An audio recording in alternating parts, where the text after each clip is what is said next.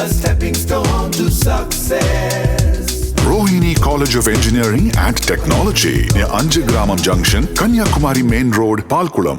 சென்னையில் இன்று இரவு நடைபெறும் 17வது IPL கிரிக்கெட் தொடரின் இறுதி ஆட்டத்தில் கொல்கத்தா மற்றும் ஹைதராபாத் அணிகள் மோதுகின்றன. கோப்பையை கைப்பற்றும் அணி எது என்ற எதிர்பார்ப்பில் ரசிகர்கள் ஆவலோடு காத்திருக்கிறார்கள். இதுகுறித்த கூடுதல் தகவல்களோடு செய்தியாளர் சந்தானகுமார் இணைகிறார். சந்தானம், இரண்டு அணிகளினுடைய பலம் எது?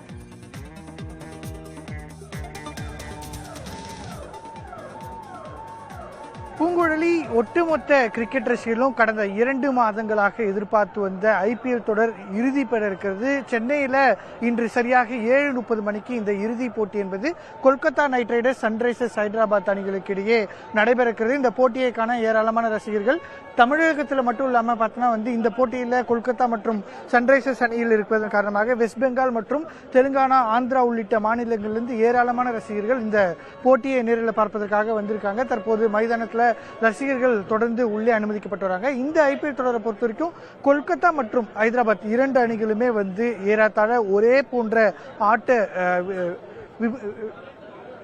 பின்பற்றக்கூடிய நபர்களாக இருக்காங்க. இரண்டு அணிகளுமே தொடக்க ஆட்டக்காரர்கள் பவர் பிளேல அதிக ரன்கள் குவிப்பது மூலமாக போட்டியில எளிதாக வெற்றி பெறக்கூடிய வீரர்களாக இருக்கிறாங்க. இரண்டு அணிகளிலுமே பந்து வீச்சாளர்களும் பேட்ஸ்மேன்களும் அதிரடியாக ரன்கள் குவிக்க, பந்து வீச்சாளர்கள் மிடில் ஓவர்களில் இரண்டு அணிகளிலுமே சிறப்பாக பந்து வீச்சாளர் வெற்றி பெறக்கூடிய அணிகளாக மாறி இருக்கிறது. தற்போது இந்த இரண்டு அணிகளுமே இறுதி போட்டிக்கு முன்னேறி இருக்கிறார்கள். இந்த இறுதி போட்டியை சென்னை சேப்பாக்கம் மைதானத்தில் பார்ப்பதற்காக ஏராளமான ரசிகர்கள் வந்திருக்காங்க.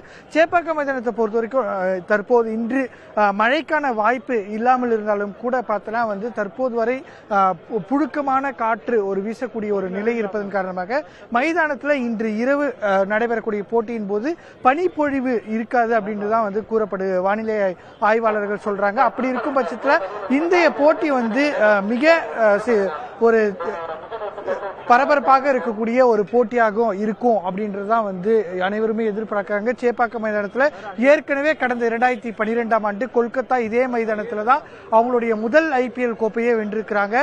சன்ரைசர்ஸ் ஹைதராபாத் அணியை பொறுத்த வரைக்கும் 8 போட்டிகளில் தொடர்ச்சியாக தோல்வியை சந்தித்து இங்கு நடைபெற்ற குவாலிஃபை 2 போட்டியில் வெற்றி பெற்றிருக்கிறாங்க. எனவே இரண்டு அணிகளுமே சேப்பாக்கம் மைதானத்தில் லீக் போட்டியில் தோல்வி பெற்றிருந்தாலும் கூட இப்போ சன்ரைசர்ஸ் அணி 2 நாட்களுக்கு முன்பு வெற்றி பெற்று ஒரு இறுதி போட்டிக்கு முன்னேறுகிறாங்க.